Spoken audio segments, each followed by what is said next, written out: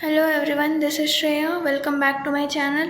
और आज हम अपना लास्ट सब्जेक्ट कवर कर रहे होंगे हमारे सेमेस्टर 2 एग्ज़ाम्स के लिए। और सब्जेक्ट का नाम है environmental science.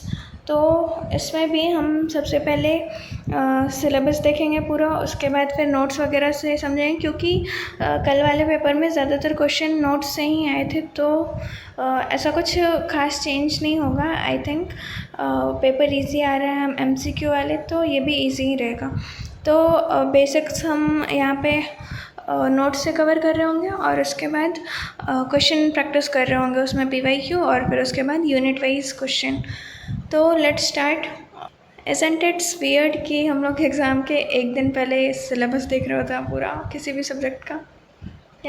Unit 1, introduction to environmental studies. Unit 1 है हमारा, जिसमें इंट्रोडक्शन दिया गया है एनवायरमेंटल स्टडीज़ का इंट्रोडक्शन। तो meaning of environment: environment means everything around us such as air, water, land, planets, animals and human beings. Environment का मतलब होता है जो कुछ भी हमारे आसपास है उन सभी को एनवायरनमेंट बोलते हैं, like air, water, land, plants, animals, human beings. It affects life directly और इनडायरेक्टली। ये लाइफ को डायरेक्टली या फिर इनडायरेक्टली अफेक्ट करता है। A clean environment is necessary for healthy living. Human activities like pollution damage the environment. Environmental protection is important for future generation. Future generation के लिए environment को प्रोटेक्ट करना ज़रूरी है। Scope of environmental science. Environmental science का scope क्या है? Environmental science is a multi disciplinary subject. It includes biology, chemistry, geography and social science. Environmental science जो है वो उसके अंदर बहुत सारे सब्जेक्ट्स कवर होते हैं, जैसे कि बायो, केमिस्ट्री, ज्योग्राफी और social science. It studies interaction between human and nature. ये स्टडी करता है ह्यूमन और नेचर के बीच का इंट्रैक्शन जो भी है। The subject explains environmental problems and their solutions. It creates awareness about environmental protection. ये environment को protect करने के लिए awareness create करता है. Next is sustainable development. Sustainable development means development without harming future generations. Future generation को बिना कोई नुकसान पहुंचाए हुए हम जो डेवलपमेंट कर रहे होते हैं अपना अभी प्रेजेंट में, उसको बोलते हैं sustainable development. It focuses on balanced use of natural resources. Economic growth and environmental protection should go together. Economic growth मतलब कि हमारे कंट्री मतलब सारी कंट्रीज़ का इकोनॉमिक ग्रोथ और एनवायरमेंटल प्रोटेक्शन दोनों साथ साथ चलना चाहिए. ऐसा नहीं कि बस ग्रोथ को देख रहे हैं, या फिर ऐसा भी नहीं कि बस एनवायरमेंट प्रोटेक्शन को देख रहे हैं. Recycling and renewable energy support sustainable development. Recycling और रीन्यूएबल एनर्जी सस्टेनेबल डेवलपमेंट को सपोर्ट करता है. It helps maintain ecological balance. Unit 2 हमारा है नेचुरल रिसोर्सेज. पहला है उसमें forest resources. Forest provide oxygen, medicine and shelter to animals. Forest जो है वो ऑक्सीजन प्रोवाइड करता है, बहुत सारी मेडिसिन्स प्रोवाइड करता है, और एनिमल्स, बहुत सारे एनिमल्स का शेल्टर है ये. They help maintain rainfall and climate balance. Deforestation causes flood and soil erosion. Deforestation मतलब कि पेड़ वगैरह काटने के कारण फ्लड वगैरह का चांसेस बढ़ते हैं, और सॉइल इरोशन भी होता है. Trees should be protected and planted regularly. Trees को रेगुलरली प्लांट करते रहना चाहिए और प्रोटेक्ट करके रखना चाहिए. Forest conservation is very important. Forest conservation जो है वो बहुत ज़्यादा नेसेसरी है. Water resources. Water is essential for all living organisms.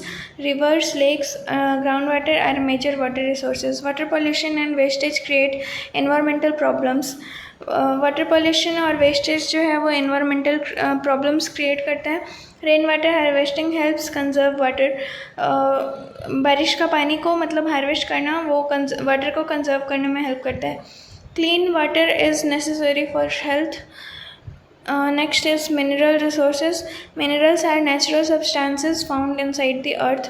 अर्थ के अंदर में जो नेचुरल रिसोर्सेज पाए जाते हैं उसको मिनरल्स बोलते हैं, और they are important for industries and economic development. ये रिसोर्सेज इंडस्ट्रीज़ के लिए और इकोनॉमिक डेवलपमेंट के लिए बहुत ज़्यादा ज़रूरी है। Coal, iron, copper are important minerals, ये तीनों इम्पॉर्टेंट मिनरल्स होते हैं। Excessive mining damages the environment, बहुत ज़्यादा एक ही जगह पे मतलब बहुत ज़्यादा माइनिंग करना इन्वायरमेंट को डैमेज करता है। Mineral resources should be used carefully, mineral resources को केयरफुली और सोच समझ के खर्च करना चाहिए। Food resources. Agriculture is the main source of food. Use of chemicals in farming affect soil fertility. अभी के टाइम पे मतलब बहुत ज़्यादा क्रॉप्स वगैरह प्रोड्यूस करने के लिए बहुत सारे फर्टिलाइज़र्स वगैरह का यूज़ करते हैं लोग, तो उससे सॉइल की फर्टिलिटी ख़राब होती है। Overgrazing and overfishing creates environmental problems. Overgrazing मतलब कि जो कैटल्स वगैरह होती हैं वो लैंड में मतलब ग्रास वगैरह जो उगे होते हैं उसको ज़्यादा ही खा लेती है। मतलब ओवर का मतलब ही है और ज़्यादा, मतलब जितना खाना चाहिए उससे ज़्यादा खा लेती है, तो वो एनवायरमेंटल प्रॉब्लम्स क्रिएट करता है। Balanced use of resource is necessary for food security. Resources का बैलेंस्ड यूज़ करना फूड सिक्योरिटी के लिए नेसेसरी है। Organic farming is beneficial for environment. Energy resources. Energy resources include coal, petroleum, solar and wind energy. Non-renewable resources are limited in quantity. Non-renewable resources जो होते हैं वो limited होते हैं quantity में. Renewable resources are eco-friendly and sustainable. Example अगर लें non renewable resources का, तो इसमें फ्यूल एक एग्ज़ाम्पल है नॉन रिन्यूएबल का। तो ये सारी रिसोर्सेज लिमिटेड होती हैं, तो मतलब इनका क्वांटिटी बढ़ नहीं रहा है और इसको हम दोबारा रिसाइकल करके भी नहीं यूज़ कर सकते हैं। तो इन सारी रिसोर्सेज को हमें ढंग से यूज़ करना चाहिए, प्रॉपर यूटिलाइजेशन करके। रिन्यूएबल रिसोर्सेज जो हैं वो इको फ्रेंडली होती हैं और वो रिसाइक्लेबल भी होती हैं। Saving energy reduces pollution. Solar energy is an important renewable source. Example renewable का सोलर एनर्जी, जो कि लिमिटेड नहीं है, वो अनलिमिटेड है और रिन्यूएबल भी है। Land resources. Land is used for agriculture, housing and industries. Soil erosion and deforestation damage land resources. Soil erosion से और deforestation से land resources को damage होता है। Overuse of land decreases soil fertility. Land का over use करना soil fertility को decrease कर देता है। Land conservation is necessary for agriculture. Afforestation helps protect land resources. Afforestation मतलब कि पेड़ वगैरह लगाना, डिफॉरेस्टेशन का उल्टा, तो वो प्रोटेक्ट करता है लैंड रिसोर्सेज को। Unit 3 is ecosystem. Meaning of ecosystem. An ecosystem is a system where living and non-living things interact with each other. एक ऐसा सिस्टम जहाँ पे लिविंग थिंग्स और नॉन लिविंग थिंग्स एक दूसरे के साथ इंटरेक्ट करते हैं। Plants, animals, soil, air and water are parts of ecosystem. Plant, animal, soil और ये सारा कुछ पार्ट है इकोसिस्टम का। Every organism depends on other for survival. हर एक ऑर्गेनिज्म दूसरे ऑर्गेनिज्म पे डिपेंडेंट होता है सर्वाइवल के लिए। Balance in ecosystem is important for life. Human activities can disturb ecological balance. Producer, consumers and decomposers. Plants are producers because they prepare food. Animals that eat plants or other animals are consumers. Bacteria, fungi are decomposers. Decomposers break down dead organisms into simple substances. All are important parts of ecosystem. इसमें producers का मतलब होता है कि जो for example plants जो अपना खाना खुद बनाते हैं और बिना किसी की हेल्प के, और वो किसी चीज़ पे डिपेंडेंट नहीं है, किसी दूसरे ऑर्गेनिज्म पे डिपेंडेंट नहीं है अपने फूड के लिए। कंज्यूमर्स मतलब कि उसमें हम ह्यूमन बींग्स या फिर दूसरे एनिमल्स वो सब आते हैं जो कि डिपेंडेंट होते हैं प्लांट्स या दूसरे ऑर्गेनिजम्स पे अपने फूड के लिए। डिकम्पोजर्स जो होते हैं लाइक बैक्टीरिया एंड फंगी, जो कि डेड ऑर्गेनिजम्स को ब्रेक डाउन करते हैं सिंपलर सब्सटेंसेस में और उसको कंज्यूम करते हैं वो लोग। Next, food chain shows transfer of food and energy from one organism to another. Food chain जो है वो फूड का ट्रांसफ़र शो करता है एक ऑर्गेनिज्म से दूसरे ऑर्गेनिज्म में। जैसा हमने बचपन में पढ़ा था, ऐसे कुछ सर्कल सा होता था। यहाँ पे प्लांट वगैरह, फिर उसको किसी और ने खाया लाइक रैबिट, उसको किसी और ने खाया लाइक फॉक्स वगैरह, फिर उसको किसी और ने खाया, उसको किसी और ने खाया, और ये साइकिल ऐसे ही कंटिन्यू होते जाता था। Plants are producers while animals are consumers. Each level depends on previous level. For food, energy decreases at each stage of food chain. Disturbance in food chain affects ecosystem. Next is food web. Food web is a network of many interconnected food chains. It shows different feeding relationships among organisms. Food web increases stability in ecosystem. Destruction of one species affects others. It helps maintain ecological balance. Food web का मतलब होता है food chain, तो मतलब ऐसे line से चलाना, cycle जैसा, यहाँ से यहाँ, यहाँ से यहाँ, यहाँ से यहाँ। लेकिन फूड वेब में कुछ भी आपस में इंटरकनेक्टेड, मतलब कहीं से भी कुछ भी हो सकता है। ये पहले यहाँ का कोई भी ऑर्गेनिज्म इसको खा रहा है, या फिर यही ऑर्गेनिज्म इसको भी खा ले रहा है। यहाँ का कोई ऑर्गेनिज्म इसको खा रहा है, यही ऑर्गेनिज्म इसको भी खा रहा है, यही ऑर्गेनिज्म यहाँ, लाइक यहाँ पे सारा कुछ कोई भी किसी को खा सकता है, ऐसा वाला, इसको फूड वेब बोलते हैं। Ecological pyramid. Ecological pyramid shows number and energy of organisms at different level. Ecological pyramid जो है वो नंबर और energy of organisms different level पे बताता है। Producers from the base of pyramid, तो एनर्जी जो है वैसे ही डिक्रीज़ होती जाती है हायर लेवल पे। There are pyramids of number, biomass and energy. It explain energy flow in ecosystem. Forest ecosystem. Forest ecosystem includes trees, animals and microorganisms. It provides oxygen and shelter to wildlife. Forest help maintain climate balance. Deforestation disturbs forest ecosystem. Forest conservation is important. यहाँ पे ऐसा कुछ खास नहीं, बस normal forest के बारे में दिया हुआ है सारा कुछ। Desert ecosystem. Desert ecosystem has very little rainfall. Plants and animals are adapted to dry condition. Cactus is a common desert plant. Water is scarce in desert ecosystem. Deserts have extreme temperatures. Grassland ecosystem. Grassland ecosystem mainly consists grasses and small plants. Animals like deer, zebra are found here. और grassland are important for grazing animals. Grassland ecosystem में मतलब ज़्यादातर जहाँ पे plane land हो और वहाँ पे कोई बड़ा बड़ा पेड़ नहीं, छोटा छोटा घास वगैरह हो, तो ये ग्रेजिंग एनिमल्स के लिए सबसे ज़्यादा इम्पॉर्टेंट होती है। Climate affect grassland vegetation. Climate affect grassland vegetation.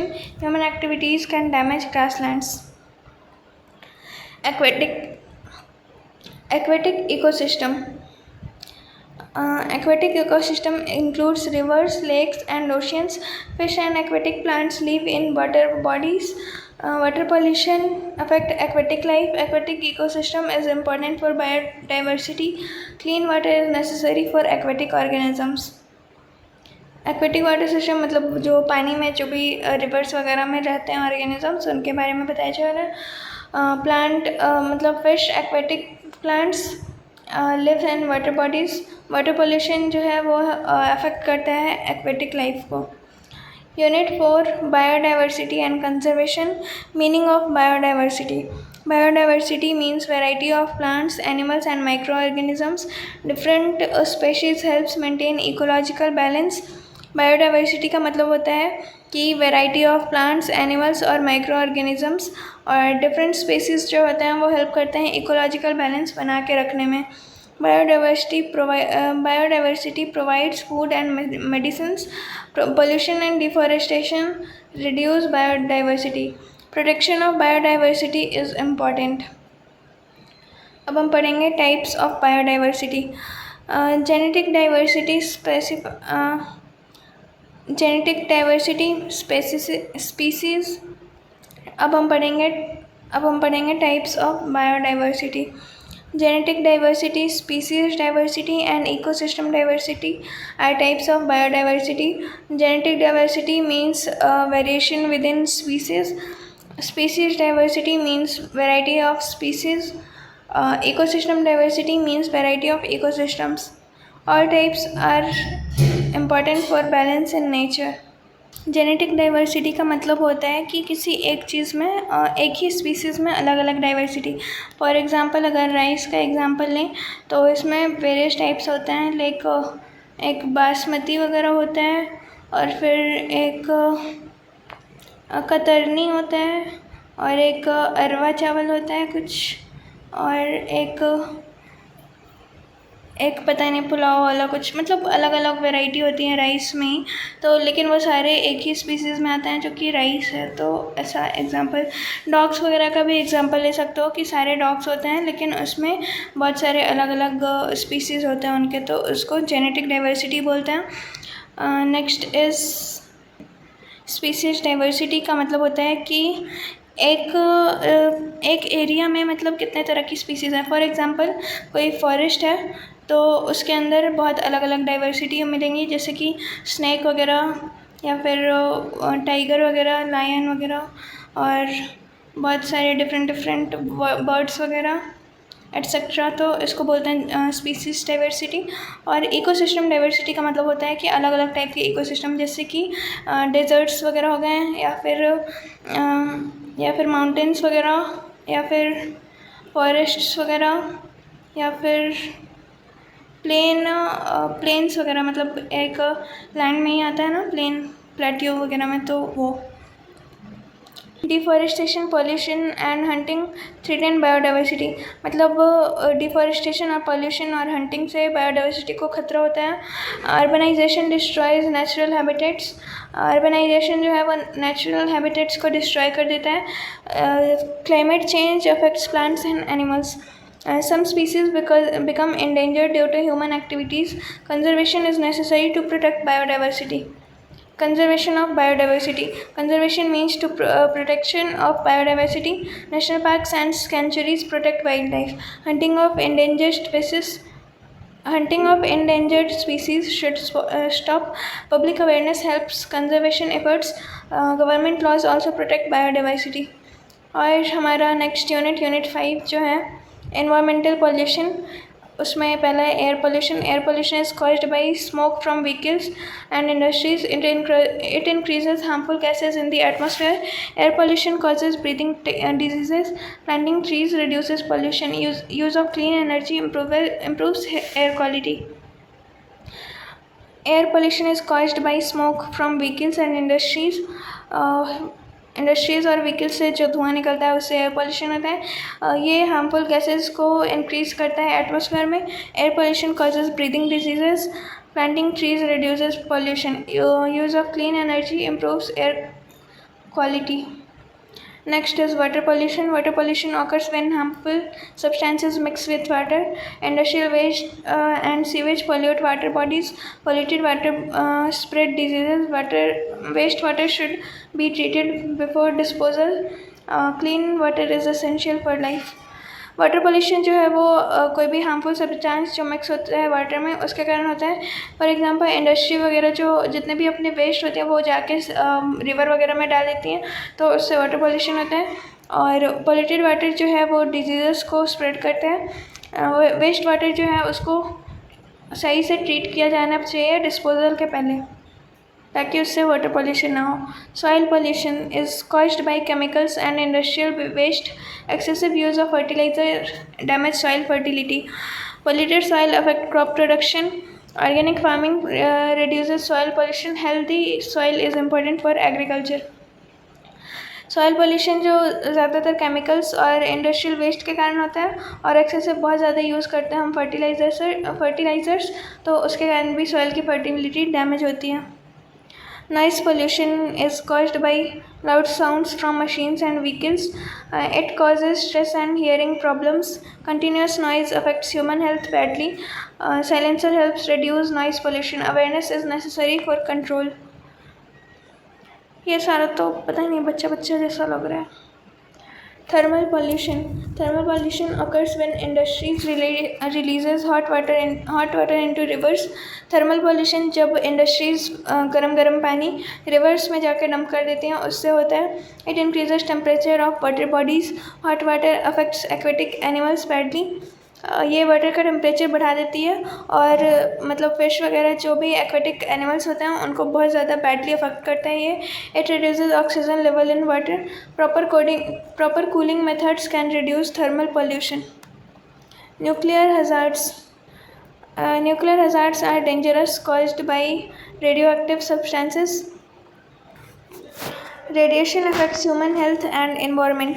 Radiation जो है वो ह्यूमन हेल्थ और एनवायरनमेंट को अफेक्ट करती है. Nuclear accidents are highly dangerous.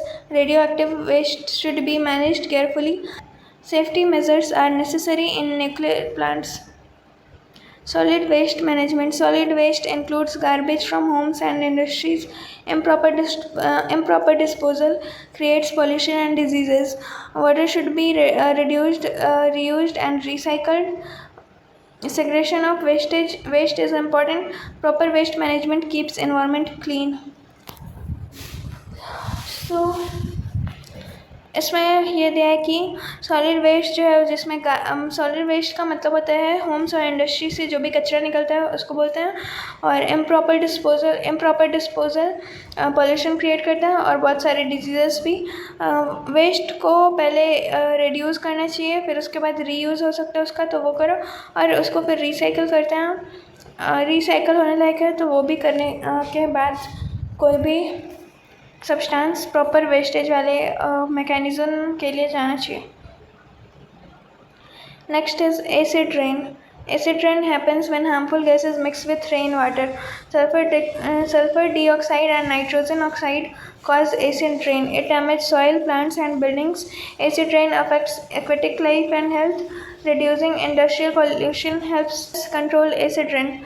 Acid rain तब होता है जब harmful gases mix हो जाती हैं रेन वाटर के साथ. सल्फर डाइऑक्साइड और nitrogen oxide cause acid rain. इसको याद रखना, ये दोनों MCQ में पूछा जा सकता है कि सल्फर एसिड रेन किस कारण से बनता है, किस चीज़ को मिलकर बनता है. एसिड रेन किस चीज़ से बनता है, किस मतलब एसिड रेन कैसे बनता है और कौन कौन से इन दोनों को याद रखना, क्योंकि ये MCQ में आ सकता है कि एसिड रेन वगैरह कैसे फॉर्म होता है. तो सल्फर डाइऑक्साइड और नाइट्रोजन ऑक्साइड के कारण एसिड रेन बनता है. ये सॉइल, प्लांट, बिल्डिंग सबको डैमेज करता है. Acid rain affects aquatic life and health. Industry का पोल्यूशन कम करके हम हेल्प कर सकते हैं एसिड रेन को कंट्रोल करने में. Global warming means increase in earth temperature. Green house gases trap heat in atmosphere. Global warming का मतलब होता है अर्थ के टेम्परेचर में इंक्रीज होना. Green house gases trap heat in atmosphere. Deforestation and pollution increases global warming. It causes climate change and glacier melting. Renewable energy can reduce global warming. Ozone layer depletion. Ozone layer protects Earth from harmful ultraviolet rays. Use of CFC gases. CFC का full form होता है chlorofluorocarbons, तो वो भी आ सकता है MCQ में. Ozone layer protect earth from harmful ultraviolet rays. और CFC गैसेस का यूज़ ओजोन लेयर को डैमेज कर रहा है. Ozone depletion increases skin diseases. It also affects plants and animals. Avoiding harmful chemical helps protect ozone layer. Chemicals को avoid करके हम ozone layer को डिप्लीट होने से सेव कर सकते हैं. Unit number 6. टोटल 8 यूनिट है, तो अभी ये मत सोचो कि इसके बाद ख़त्म हो जाए, इसके बाद ख़त्म हो जाए. Unit number 6 is social issues and environment. Urban problems related to energy. Rapid urbanization increases energy demand. Use of fossil fuels create pollution in cities. Traffic and industries increase environmental problems. Energy conservation is important in urban areas. Renewable energy reduces pollution. Urban problem जो है वो energy कैसे create करते हैं यहाँ पे. जितनी ज़्यादा अर्बनाइजेशन बढ़ेगी उतनी ज़्यादा एनर्जी की डिमांड भी बढ़ेगी. और फॉसिल फ्यूल्स का यूज़ जो है सिटीज़ में वो पॉल्यूशन क्रिएट करता है उससे. Traffic and industries increases environmental problems. Energy conservation is important in urban areas. Urban areas में एनर्जी का कंजर्वेशन बहुत ज़्यादा ज़रूरी है. Renewable energy reduces pollution. Next है water conservation. Water conservation means saving water for future use. Water should not be wasted unnecessarily. Rainwater harvesting helps conserve water. Efficient irrigation saves water in agriculture. Water conservation is necessary for future generations. Rainwater harvesting. Rainwater harvesting means collecting rainwater for future use. It increases groundwater level. Stored water can be used for irrigation and household work. It reduces water shortage problems. The method is eco-friendly and economical. Rain water harvesting जो है सबसे ज़्यादा सस्ता और eco friendly और economical method है water को अच्छे से यूटिलाइज़ करने का, और इससे वाटर शॉर्टेज वाली प्रॉब्लम्स डिक्रीज़ होती हैं. Next, climate change means long term changes in weather conditions. Global warming is major cause of climate change. Climate change causes floods and droughts. Human activities increase climate change. Environmental protection helps reduce climate change. Climate change का मतलब होता है weather conditions में long term change आना, और global warming जो है वो मेन रीज़न है क्लाइमेट चेंज के पीछे. क्लाइमेट चेंज जो है वो फ्लड्स और ड्रॉट्स वगैरह मतलब बाढ़ या सूखा वगैरह भी लाता है. ह्यूमन एक्टिविटीज़ जो है वो क्लाइमेट चेंज को इंक्रीज़ कर रही है. Environmental ethics teaches human to respect nature. People should use natural resources responsibly. Environmental ethics जो है वो ह्यूमन बींग्स को सिखाती हैं नेचर की रिस्पेक्ट करना. People should use natural resources responsibly. ऐसा नहीं कि जितना मन उतना पानी ख़त्म किया जा रहा है, पानी वगैरह या कोई भी रिसोर्स ख़त्म किए जा रहे हैं जितना मन उतना, बिना कुछ भी टेंशन लिए कि ये तो अभी अनलिमिटेड पड़ा है, ये तो अभी बहुत सारा पड़ा है, हमारे नेक्स्ट जनरेशन में जो भी आएगा वो अपना सोचेगा, हमारा अपना जनरेशन के लिए अभी बहुत ज़्यादा है, तो हम लोग एकदम धड़ल्ले से उड़ा देते हैं जितना भी है सारा कुछ. तो ऐसा नहीं करना चाहिए. Environmental ethics encourages sustainable living. It creates awareness about conservation. Environmental laws protect nature and control pollution. Government creates rules for environmental safety. Industry should follow environmental laws properly. These laws helps protect forest and wildlife. Strict laws maintain environmental balance. हमारा unit 7 है human pollution and environment. Population explosion means rapid increase in population. It creates pressure on natural resources. Population explosion का मतलब होता है कि बहुत ज़्यादा जल्दी से इंक्रीज़ होना पॉपुलेशन कहीं का, किसी भी कंट्री या फिर किसी भी एरिया का. It creates pressure on natural resources. जितनी ज़्यादा पॉपुलेशन होगी उतनी ज़्यादा डिमांड बढ़ेगी और नेचुरल रिसोर्सेज को बहुत ज़्यादा जल्दी ख़त्म हो जाएगा वैसे, और नेचुरल रिसोर्सेज को उतनी ज़्यादा जल्दी एक्सप्लॉइट करेगी population. Over population increases pollution and unemployment. Over population जो है वो पॉल्यूशन वगैरह भी इंक्रीज़ करता है और अनएम्प्लॉयमेंट भी क्रिएट करता है. Family planning can control population growth. Balanced population is necessary for development. Balanced population जो है वो बहुत ज़्यादा नेसेसरी है डेवलपमेंट के. Human health and environment. Clean environment is necessary for good health. Clean environment is necessary for good health. Pollution spreads many diseases among humans. Safe drinking water improves health condition. Cleanliness and sanitation prevent diseases. Environmental awareness improves public health. Women and child welfare. Education and healthcare improve welfare of women and children. Nutrition and safety are important for children. Government programs should support women empowerment. Healthy women can create healthy society. Welfare programs improve living standards. HIV/AIDS awareness. HIV or AIDS is a serious disease affecting immune system. Awareness helps prevent the spread of HIV/AIDS. Safe healthcare practices are important. People should avoid discrimination against patients.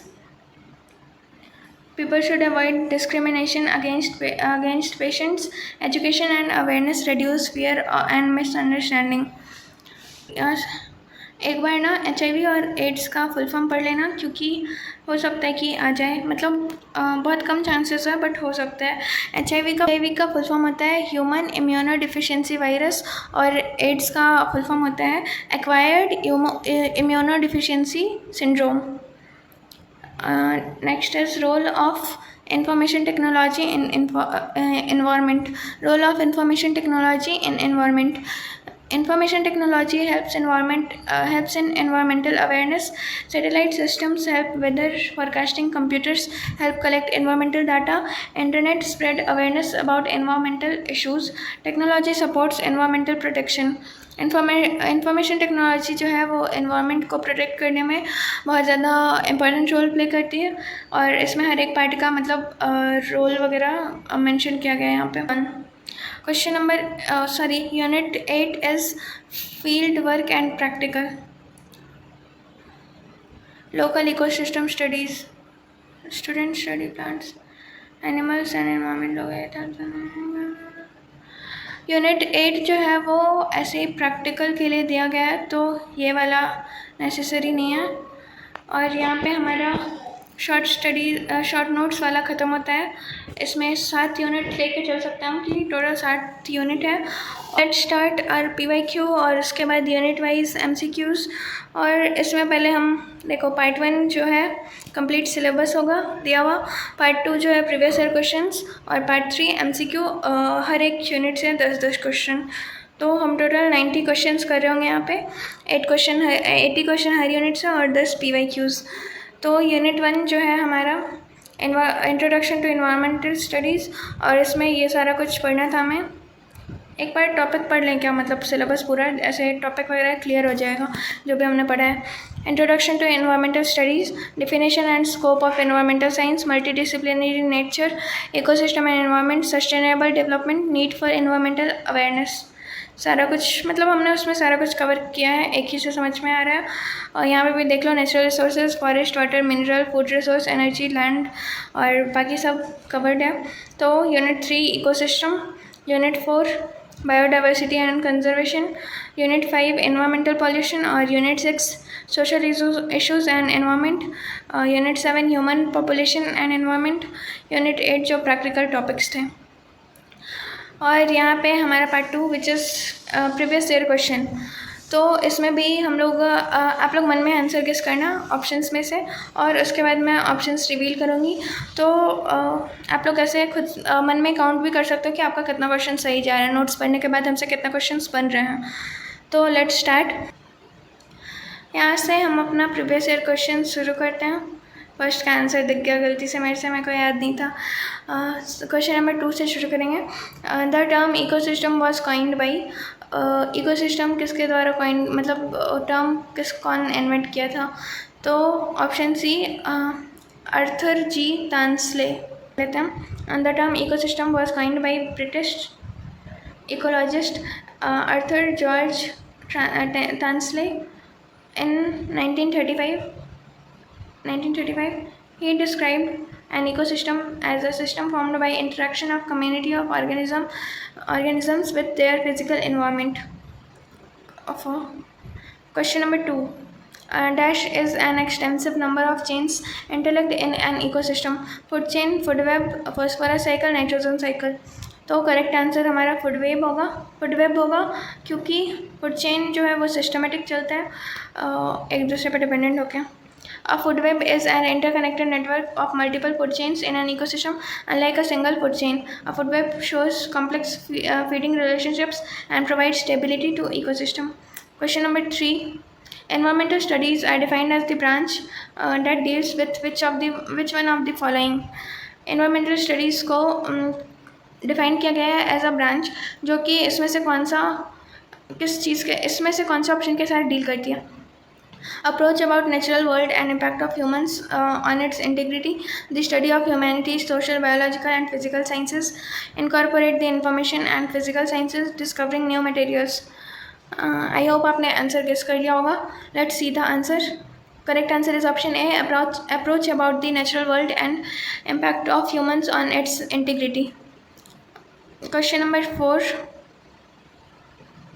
Dash layer of atmosphere consists of ozone layer responsible for absorbing ultraviolet rays, troposphere, mesosphere, stratosphere और none of these.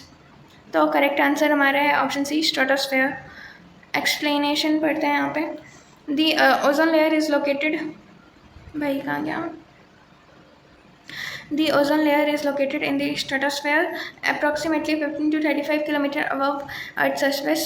It absorbs 97 to 99% of sun's harmful ultraviolet rays, ultraviolet radiations, protecting life on Earth. याद रखना, stratosphere से save, like सन की raise से save कौन करता है?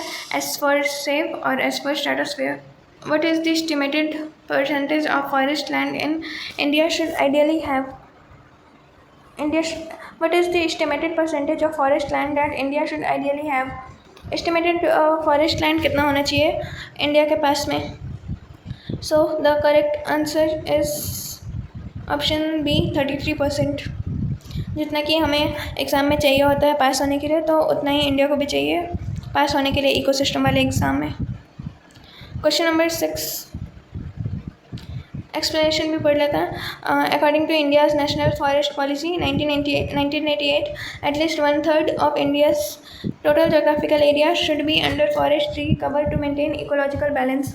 Question number 6 is dash is celebrated as world environment day. Question number 6 is dash is celebrated as World Environment Day around the world. World Environment Day कब मनाया जाता है?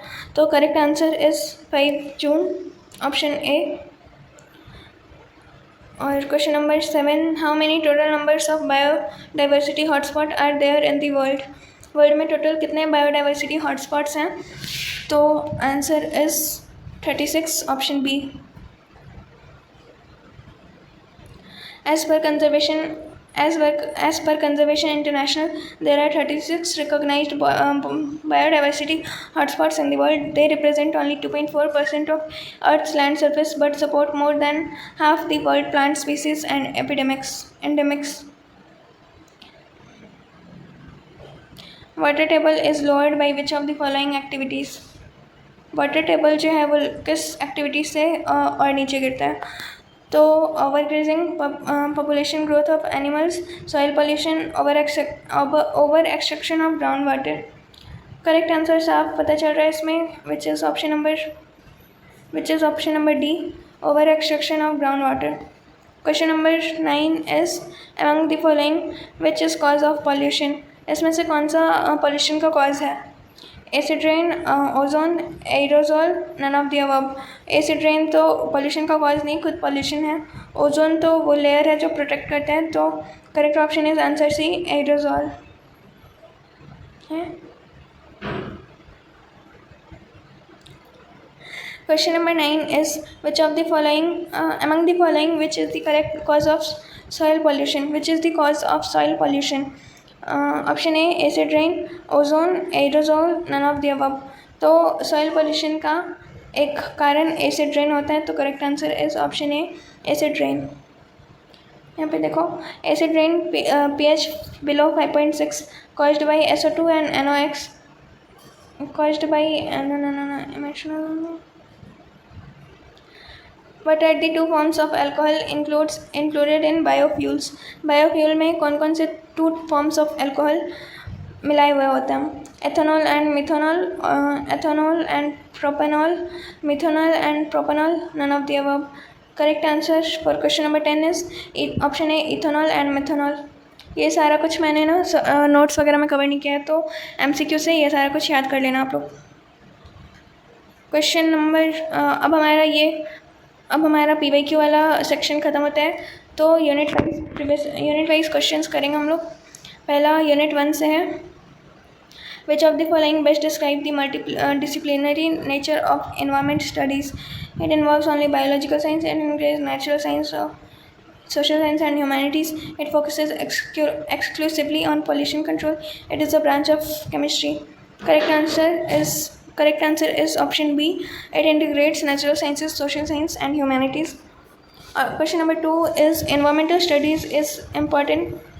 Question number 2 is environmental studies is primarily important because It provides jobs in government sector, helps to understand and solve complex environmental problems through integrated knowledge, is compulsory in all universities by law, deals with traditional customs and tribal societies. Option number B is the right answer here. Question number 3 is sustainable development means developing industries at any cost, meeting the needs of present without compromising future generations' need, stopping all development to protect nature, or developing technology for nuclear energy. Correct answer is B. Meeting needs of present without compromising future generation needs. Question number 4 is which of the following is not a component of ecosystem? इसमें से ecosystem में का कौन सा component नहीं है? तो option C monetary component. The term ecology was coined by. Ecology term किसके द्वारा coin किया गया था? Correct answer is B. Ernst Haeckel. पता नहीं अजीब सा नाम रख लेते हैं ये लोग. Ernst Haeckel. Question number 6 is which of the following is an abiotic component of the environment? Abiotic मतलब कि जो नॉन लिविंग हो, प्लांट्स, एनिमल्स, फंगी, ये तीनों लिविंग ऑर्गेनिज्म है, तो soil and water correct answer होगा. Environment awareness is needed primarily to increase industrial pollution, sensitize people about environmental problems and their solution, reduce government expenditure, promote tourism. तो correct answer option B होगा. The Brundtland Report 1987 is related to nuclear disarmament, sustainable development, biodiversity conservation या D ozone layer protection. तो correct answer इसका sustainable development है. विच of the following is the main goal of environmental education?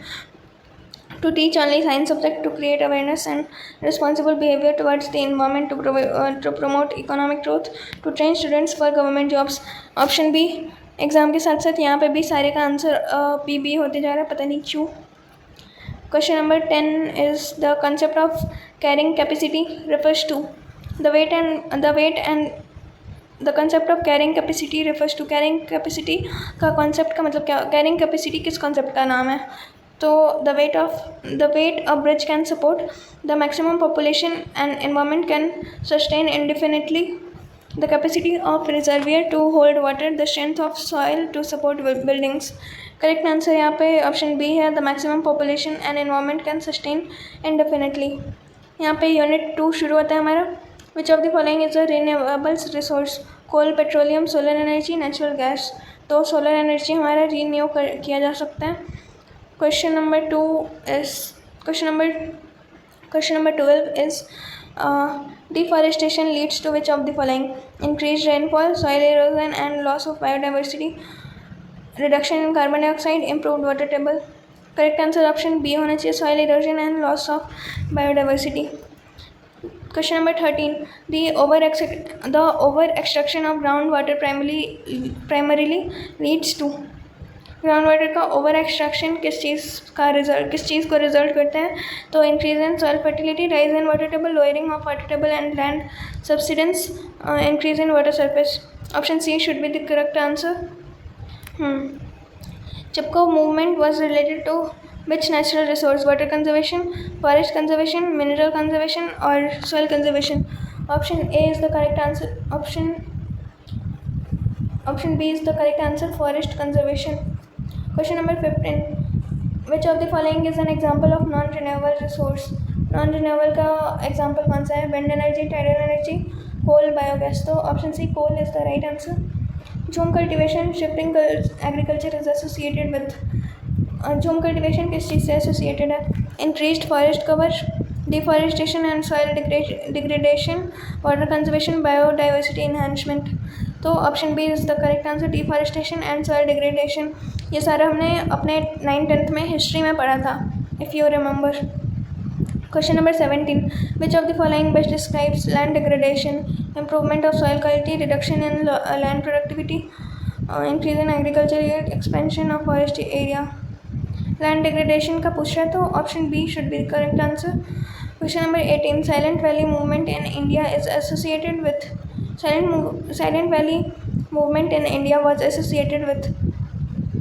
protection of tropical rainforest in Kerala, protection of Himalayan glaciers, conservation of mangroves in Sundarbans, protection of Thar desert ecosystem. Silent valley लिखा है तो correct answer जो है हमारा option A होना चाहिए. Correct answer is option A, protection of tropical rain forest in Kerala. Question number 19. Question number 19. Which of the following is largest source of fresh water on Earth? Rivers, lake, glaciers, and ice caps. Groundwater. C option is the correct answer. Glaciers and ice caps. Question number 20. Overgrazing by cattle causes.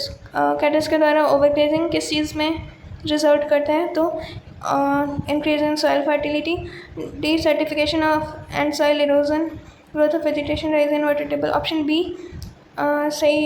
B सही answer है यहाँ पे. desertification and soil erosion. Unit 3 हमारा शुरू हो रहा है यहाँ पे, which is ecosystem. Which tropic level do herbivores occupy in food chain? herbivores जो होते हैं वो कौन सा लेवल ऑक्यूपाई करते हैं फूड चेन में? तो correct answer is option B, second trophic level. क्योंकि फर्स्ट पे प्लांट्स आते हैं तो सेकंड पे फिर हर्बीवोर आएंगे जो कि प्लांट्स को कंज्यूम करते हैं. Question number 22 is in an ecological pyramid of energy which level has the highest energy? Tertiary consumers, secondary, primary consumers, producers. तो सबसे नीचे जो होंगे एक पिरामिड वाले में, इकोलॉजिकल पिरामिड में जो सबसे नीचे होंगे जो कि प्रोड्यूसर्स होते हैं, तो उनके पास सबसे ज़्यादा हाईएस्ट एनर्जी रहेगी. Question number 23 is decomposers in an ecosystem play the role of. Decomposers किस चीज़ का रोल प्ले करते हैं? Producing food through photosynthesis, breaking down dead organic matter and recycling nutrients. Option B is the correct answer. C D फालतू का है, पढ़ना ही क्यों है फिर. Which type of ecosystem covers the maximum area of Earth's surface? Earth surface का maximum area कौन सा इकोसिस्टम कवर कर रहा है? फॉरेस्ट, ग्रासलैंड, मराइन या डेजर्ट? तो correct answer is C, marine ocean ecosystem. The flow of energy in an ecosystem is always bidirectional, cyclic, unidirectional, random. तो इसमें cyclic, unidirectional. The correct answer is option C, unidirectional. 10% law in ecology was given by. 10% law किसके द्वारा दिया गया था? तो correct answer इसका B, Lindeman. Which of the following is an example of detritivore board? Which of the following is an example of detritivore? Lion, earthworm, deer, eagle. Correct answer यहाँ पे earthworm है, option B. A pyramid of biomass is inverted in which type of ecosystem? Biomass का pyramid किस type of ecosystem में inverted है? Forest ecosystem, grassland, aquatic, desert ecosystem. Correct answer is C, aquatic ecosystem. Question number 29. Which process is responsible for cycling of nutrients in ecosystem? कौन सा process responsible होता है nutrients को cycling, ecosystem में nutrients का cycling के लिए? Photosynthesis only, decomposition by microorganisms, respiratory by animals, evaporation of water. Decomposition by microorganisms. Question number 29 is which process is responsible for cycling the nutrients in an ecosystem? So option B should be the answer. Decomposition by the organisms, microorganisms. Question number 30. Mangrove forest are an example of which type of ecosystem? Terrestrial ecosystem, desert ecosystem, coastal wetland ecosystem, grassland ecosystem. तो correct answer is coastal water. Correct answer is option C, coastal wetland ecosystem. अब यहाँ से हमारे unit 4 शुरू होता है, which is biodiversity and conservation. In situ conservation refers to conservation in zoos and botanical gardens, conservation of species in natural habitat, conservation by freezing genetic material, conservation in gene banks. The correct answer correct answer for question number 31 is option B, conservation of species in natural habitat. Question number 32. Which of the following is a biodiversity hotspot in India? Thar Desert, Indigo, Gangetic Plain और Western Ghats Deccan plateau. Correct answer इसका C है Western Ghats. Question number 33 एक्स-C2 conservation includes wildlife sanctuaries, national parks, biosphere reserves, zoos and seed banks. तो correct answer zoos and seed banks. Question number 34 biodiversity at genetic level refers to variation between ecosystem, variation among individuals of same species. Option B is the correct answer. IUCN Red List classifies species under which category when facing extremely high risk of extinction? Endangered, vulnerable, critically endangered, near threatened. तो correct answer is critically endangered. Question number 36 Project Tiger was launched in India in which year? Project tiger project किस India में किस साल launch हुआ था? 1965, 1973, 1980, 1988. Correct answer option B 1973. Total number of biodiversity hotspots recognized in the world. तो correct answer 36. Which of the following is largest national park in India? Jim Corbett National Park, Sundarbans National Park, Hemis National Park और Kaziranga National Park. Correct answer is option C, Hemis National Park. Question number 39. The term endemic species refers to the species that are found all over the world, are restricted to a particular geographical area, have gone extinct recently, are introduced from other countries. Correct answer is are restricted to particular geographical area. उसको endemic species बोलते हैं. Question number 40. Which of the following is not a direct cause of biodiversity loss? Habitat destruction, overexploitation, afforestation, and introduction to invasive species. Option D is the right answer. Option C, afforestation is not a cause. Correct answer here is option C, afforestation. Unit 5 शुरू होता हमारा. The primary cause of acid rain is emission of. मैंने बोला था ये question में और आ भी गया यहाँ पे. Option B SO2 and NOx. BOD biochemical oxygen demand is measure of. इसको भी याद कर लेना BOD को, क्योंकि फुल फॉर्म में पूछ सकता है इसको. Biochemical oxygen demand. तो ये किस चीज़ का मेज़र है? एयर पॉल्यूशन लेवल या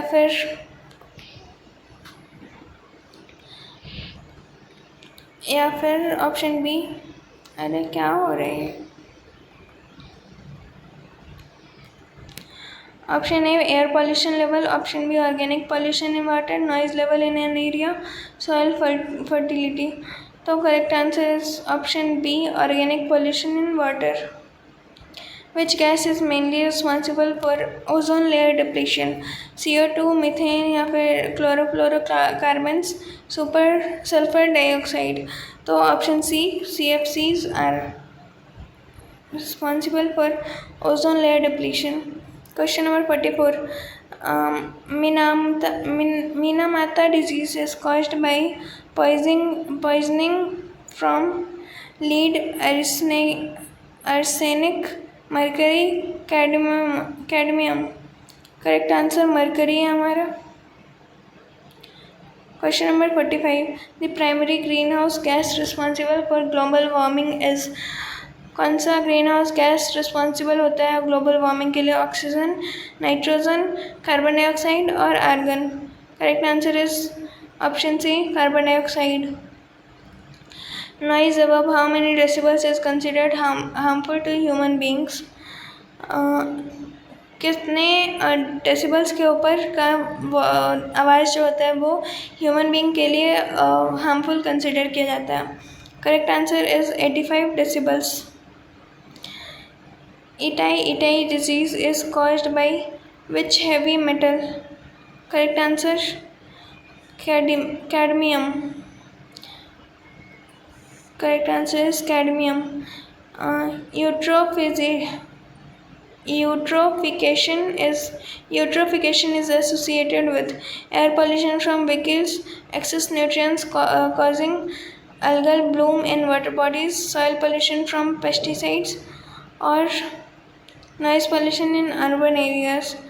Correct answer is excess nutrients causing algal bloom in water bodies.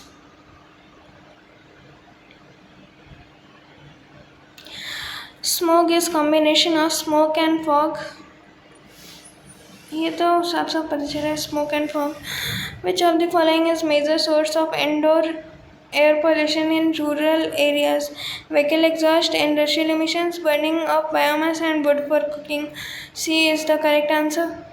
Unit 6 हमारा है social issues and environment. The Environment Protection Act EPA in India was enacted in The Environment Protection Act EPA in India was enacted in 1972, 1918, 1986, 1992. Correct answer is option C, 1986. Rainwater harvesting is primarily helps in air pollution control, recharging groundwater and water conservation. B correct answer होगा हमारा. The Kyoto Protocol is related to Kyoto Protocol किस चीज़ से related है? Protection of marine species, reduction of greenhouse gas emissions, और prevention of nuclear testing, prevention of wetlands. Correct answer is option B, reduction of greenhouse gas emissions. Question number 54 is the Montreal Protocol 1987 was signed to address climate change and global warming, ozone layer depletion by CFCs, deforestation in tropical regions, marine pollution. Correct answer ozone layer depletion by CFCs. Which day is celebrated as World Water Day? 22 March. So 16 September is observed as World Environment Day, World Ozone Day, Earth Day, World Water Day. 16th of September को world ozone day मनाया जाता है. 16 में नीचे ओ आ रहा है तो उसको ओजोन मान लो, ऐसे याद हो जाएगा. ऑप्शन देख के मतलब याद तो आ ही जाता है. The Wildlife Protection Act in India was enacted in 1960, 1972, 1980, 1986. Option B, 1972. Global warming is primarily caused by the increase of which gas in the atmosphere? Global warming किस गैस के increase से primarily होती है? Option C, carbon dioxide is the correct answer. The Forest Conservation Act in India was passed in 1980. Earth Day is celebrated on 5 जून, 22 अप्रैल, 16 सितंबर. 5 जून को environment day मनाते हैं. 22 अप्रैल को अभी ऊपर जो पढ़ा हमने 22 मार्च को वर्ल्ड वाटर डे और 16 सितंबर को वर्ल्ड ओजोन डे. 22 मार्च को हाँ 22 को ऐसे याद रख लो कि 2 ग्लास पानी पिया था तुमने तो वाटर डे उस दिन मनाया जाता है. अर्थ डे इज सेलिब्रेटेड ऑन 22 अप्रैल. 22 मार्च को 22 अप्रैल को ही है. 22 मार्च को पानी पिया था तुमने और 22 अप्रैल को जन्म लिए थे तुम अर्थ पे. Unit 7 human population and environment. Population explosion refers to rapid and uncontrolled increase in human population. Option B. The total fertility rate TFR for population stabilization should be. Fertility rate कितना होना चाहिए पॉपुलेशन को stabilise करने के लिए? तो correct answer 2.1. The concept of zero population growth means birth rate equals death rate, complete ban on childbirth, population increasing slowly, immigration exceeds immigration. Correct answer is option A, birth rate equals birth rate equals death rate. Which of the which of the following which of the following directly affects human health due to air pollution? क्या affect करता है human health को air pollution के कारण? Increase biodiversity, respiratory diseases such as asthma and bronchitis, better agriculture yield, reduction in water pollution. Correct answer option B. HIV AIDS spread primarily through contaminated blood and unprotected sexual contact. Option B is the answer here. Question number 66. India's national population policy was announced in. India का national population policy कब announce किया गया था? तो correct answer is option B, which is 2000. Demographic transition theory describes movement of people from villages to cities, change in birth rates and death rates as a country develop economically, seasonal migration of animals, or change in climate over decades. Option B, change in birth rates and death rates as a country develop economically. Which of the following is a consequence of rapid population growth? इसमें से कौन सा consequence है rapid population growth का? Decrease in demand नहीं, increase in per capita income ना, over exploitation of resource and human environmental degradation. C correct answer होगा हमारा. Full form of AIDS is, देखो आ गया, acquired immunodeficiency syndrome. First one, A is the answer. Use of information technology IT in environment includes playing video games, remote sensing, GIS for monitoring. Option B correct answer होगा. ये unit 8 का है जो कि आना तो नहीं चाहिए, फिर भी कर लेते हैं. E-waste, electronic waste is an example of biodegradable waste, radioactive waste, solid hazardous gases, pollution. Correct answer इसका C है, solid hazardous waste.